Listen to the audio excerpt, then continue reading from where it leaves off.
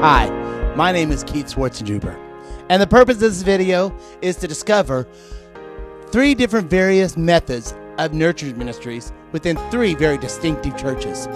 We asked 3 pastors 4 questions on their vision of nurturing ministries that particularly focused on family and children's ministries. We asked Pastor Greg Owens, who is an Assembly of God church planner in Decatur, Texas. They've been established for about a year, and their perspective is very young and very new. We also asked Sharon McMahon, who is part of Fellowship of the Park, which is a Baptist church that's been established in Keller, Texas for several years. Then we talked to Benji Allen, who's the pastor at Real Life Church in North Fort Worth, Texas. They are in the middle of a church revitalization, and their perspective was very, very vastly different than the other 3. So I hope you enjoy this video as we discover each perspective of the nurturing ministries.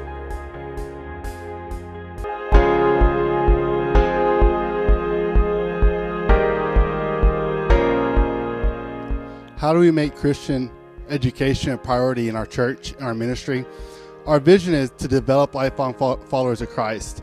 And we believe that each follower of Christ needs to be developed. And we do that through life groups. Life groups is the big thing in our Christian education. And it's life groups or home groups. And we believe that each follower is developed in their Christian walk, in their relationships. And that's how we do our Christian education, because we believe if they get into a life group, then they're going to get the relationship that they need, and they're going to grow the way that they need to grow. And that's how we do our priority, is try to get every follower, every person that comes into our church, into a life group. Hi, I'm Shannon McMahon, and I'm the Children's Director at Fellowship of the Parks. We have 3 campuses, one in Keller, one in Grapevine, and Haslett. One of the ways that we make Christian education a priority is focusing on 3 core values. Our 3 values are relationships, fun and learning, and safety. One of the ways that we make Christian education a priority here at Real Life Church is by structuring it into our services. We are a church revitalization, so it's very unorthodox, our approach and our styles and our service gatherings. So one of the ways we make Christian education a priority is by cultivating everybody all on the same page. The traditional model where the kids and the youth and the adults would go separate ways was too difficult for us because there wasn't enough teachers or participants. So we have, at this summer, we've decided to do something called Big and Small. And we've brought everybody together. So it's big people and little people celebrating the same thing together.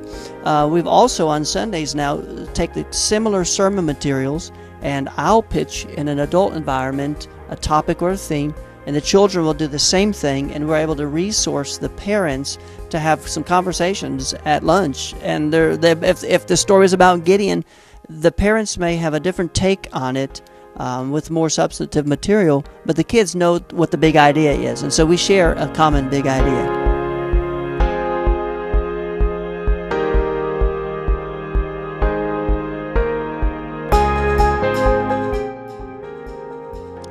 How do we involve our parents in our Christian education program or ministry? What we do is that we are very volunteer-based, especially as a church plant. And so we try to get every parent in teams, both the mom and the dad, to volunteer, whether it be in our city kids, our midtown, or our tiny town. On top of that, every Sunday morning after city kids, we give our parents what we call Parent Q, and what that is, it's a series of questions of what each student learned, whether it be Midtown or City Kids, and we encourage those parents to take it home and to go over that stuff and questions with their child. And that's how we really press our parents to get involved with their kids' Christian education, because we believe that it starts in the home. We can preach it, we can teach it, and we can show it all we want at church. But if mom and dad is not doing it at home with their kid, then there's no real involvement at the home. We believe that Christian education starts at home with mom and dad, with the child. We include our parents in our education by providing some classes. The first class that we provide is called For Heaven's Sake. For Heaven's Sake is a video-driven class that the parents and the children attend together. The class walks through the gospel in an easy presentation. After they watch the video, the parents and kids go through a discussion time where the parents have an opportunity, if the child is ready, to lead them to a relationship with Christ. The second class that we have is called Next Step. Next Step is the class that after a child has made a commitment to Christ, they go to this class to learn more about salvation. We just want to ensure that the kids have made a commitment to Christ, and then we teach them about baptism. Now, again, the way that we've incorporated parents in the discipleship process is intentional. Historically, the kids have gone and done their things, and the parents have done their things, and never the two shall meet. But we've discovered that it is not our responsibility to disciple the kids, but to facilitate the parents in doing it. So it reshifts or it realigns our responsibilities to equip the parents. The way that we do it specifically is our children's team will have a resource that is informative to the parents of what the kid learned today. It's simple, it's clean, and it complements a 1 month theme that's overarching. This is what we're going to talk about for the month, but this is specifically how it applies to this Sunday. And by us even sending home that color sheet, even the kids in the nursery have the same color sheet or content material, so the parents know that the nursery kids are doing the thing, that the elementary and the preschool kids are doing the same thing. And so we've been able to do that by resourcing that to our elementary parents. Now, for our young people, the student ministries, we haven't figured that out. We are on a search to discover how we can connect with those young people.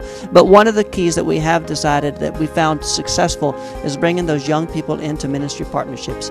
So they'll help in the ushering and the greeting, and they'll help in some of the helps ministries of the church. So there's some relational connections that we hope that at some point vicariously some of the discipleship, the intentional, how you doing, tell us about your heart stuff will take place. And we're in development on the young people.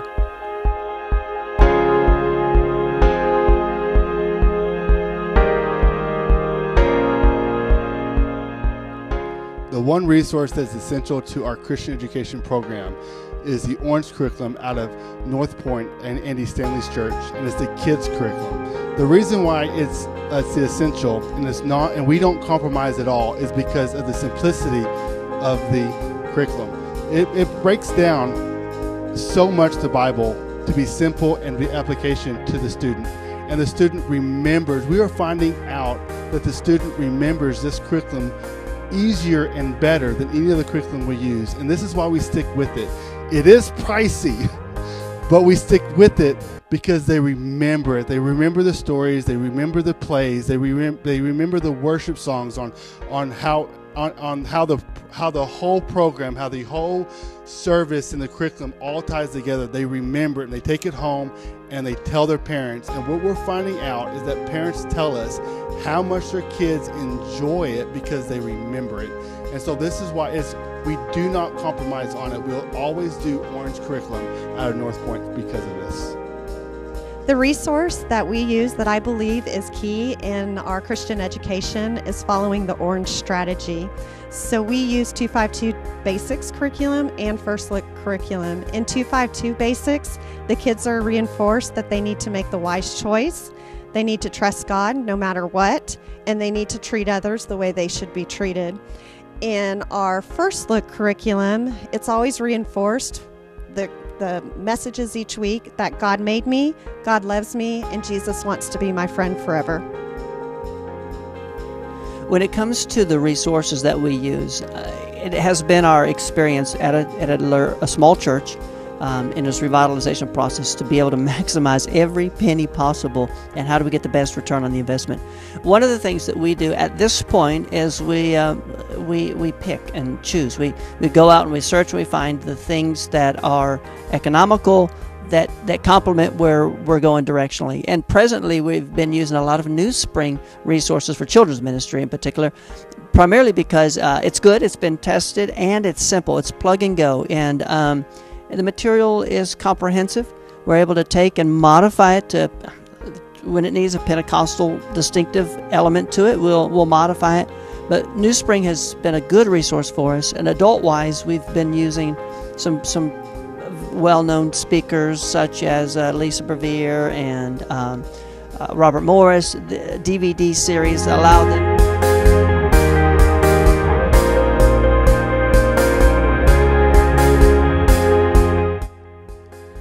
How do we equip our families to disciple their families beyond Sunday morning service?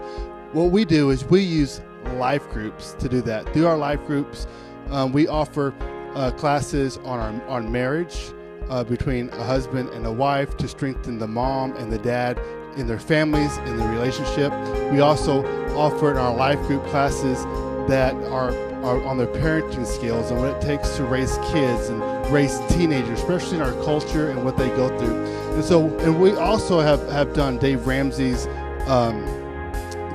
classes in our life group also for financial stability, because we believe that if parents are stable in their growth spiritually, then we believe that the kids will also become stable in their growth spiritually.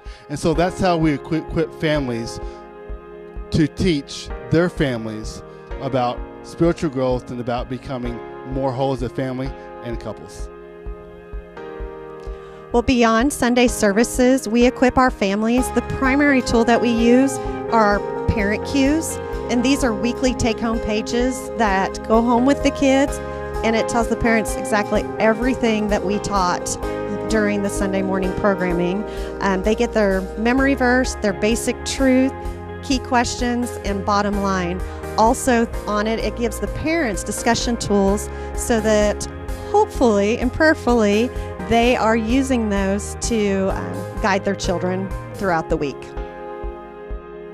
Final question being, how do we incorporate our parents into the discipleship process of the kids? Well, we've not done real well, but at least we know what we don't know.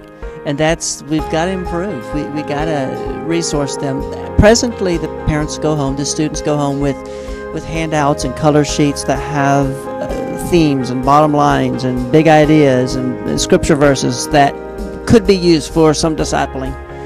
But that's not enough. We recognize that's not enough, and we're putting together some strategies that include life groups, that include some activities and some parental training.